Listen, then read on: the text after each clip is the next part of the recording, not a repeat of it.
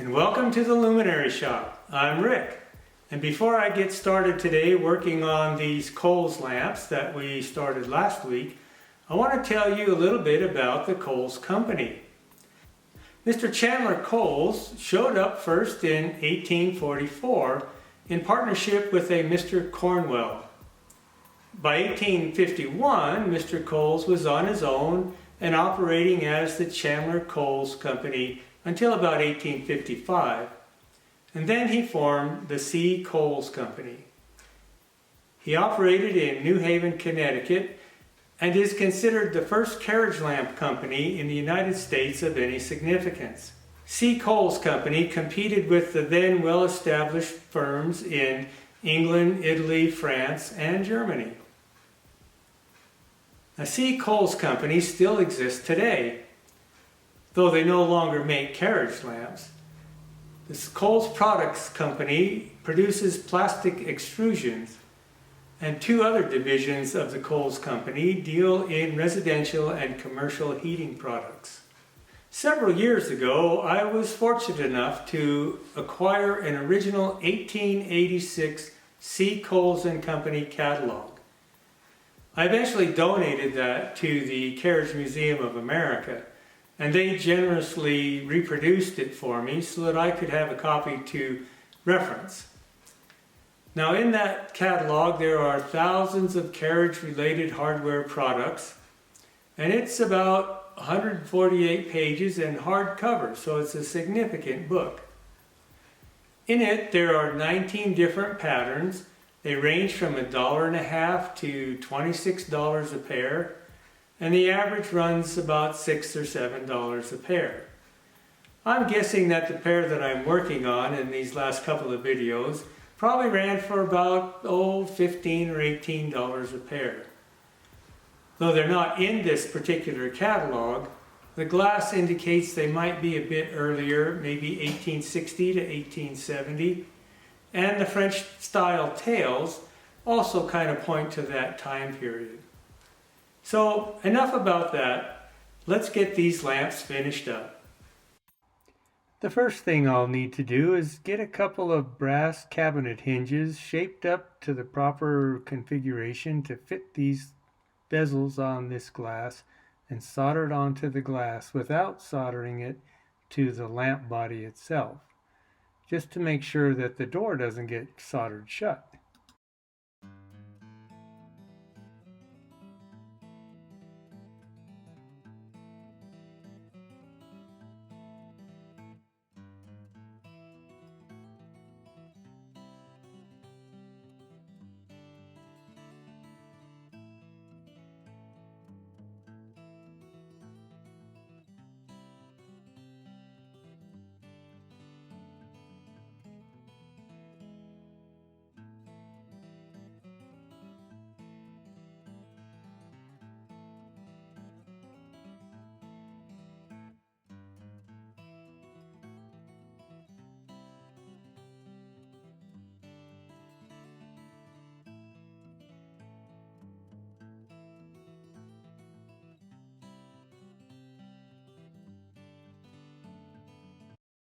By using small pills of solder, it helps me to just use enough heat to melt the amount of solder that I need and not overheat the glass.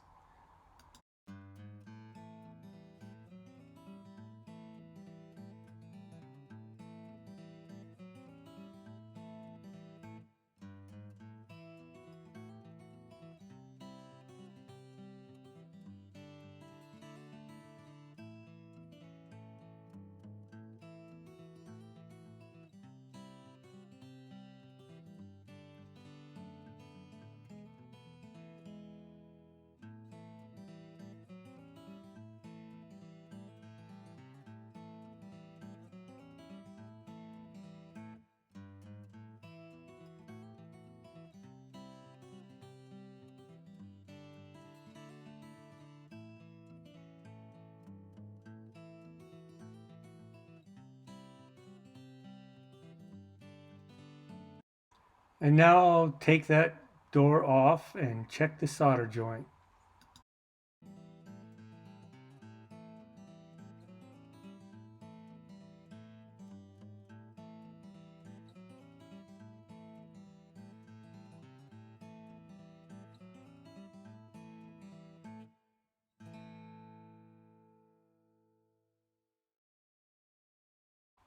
I tape the door back in place and I'll solder the back of the hinge onto the lamp.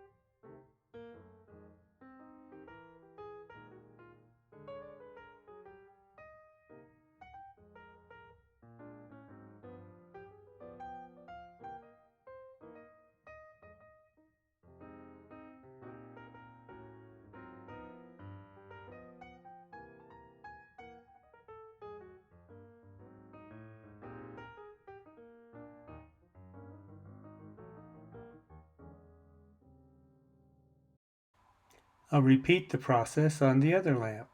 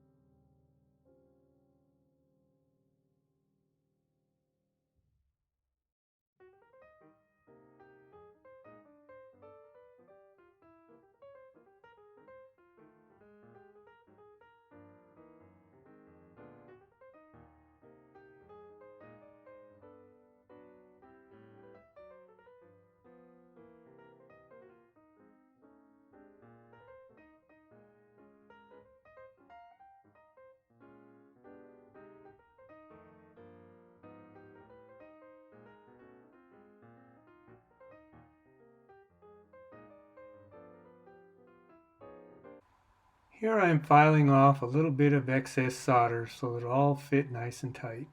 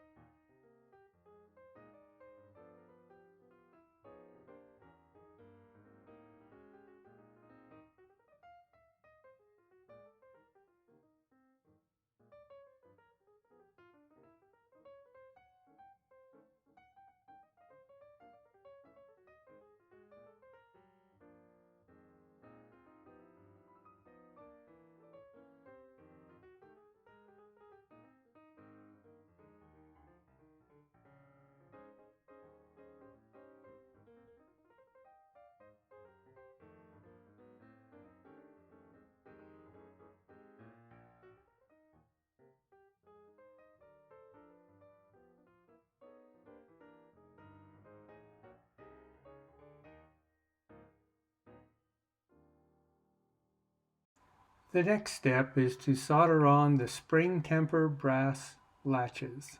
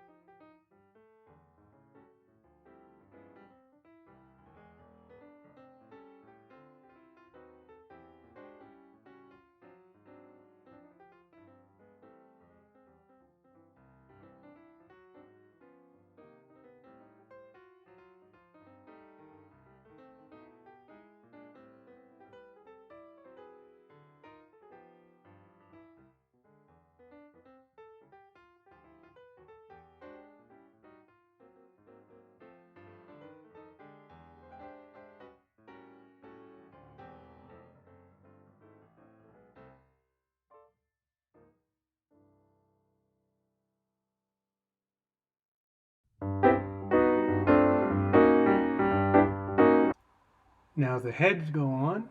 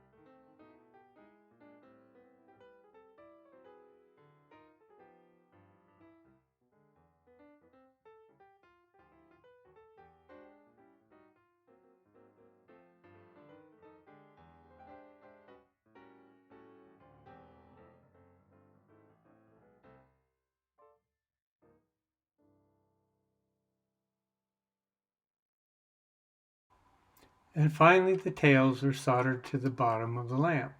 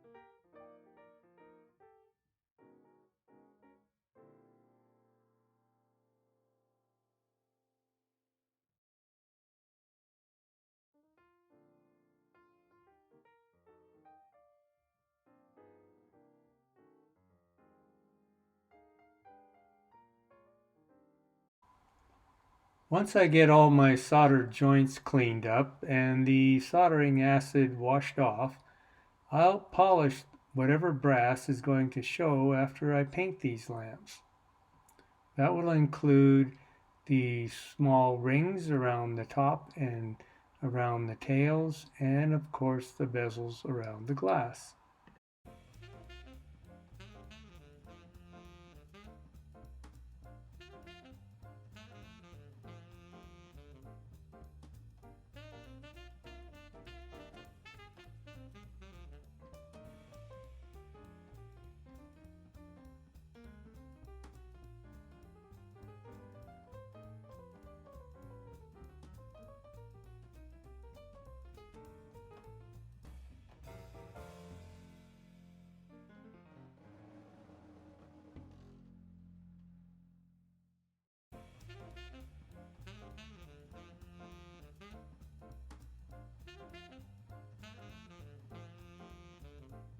This is a 25-second representation of the painting process.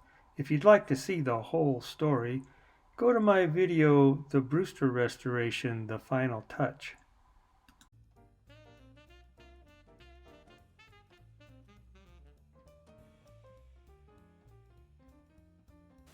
Well, folks, to my great disappointment, through a miscommunication with the owner's coachman, I don't have any pictures of these lamps any further done than what you see here. In the rush to get them delivered by the deadline and thinking I would get pictures from the owner, I went ahead and sent them off. And when I finally did receive pictures from the coachman just 2 days ago, we realized that we were talking about two different pairs of lamps. And here I am caught in a hard spot. It's all my fault. I should have had this figured out more than 2 days before the video was finished.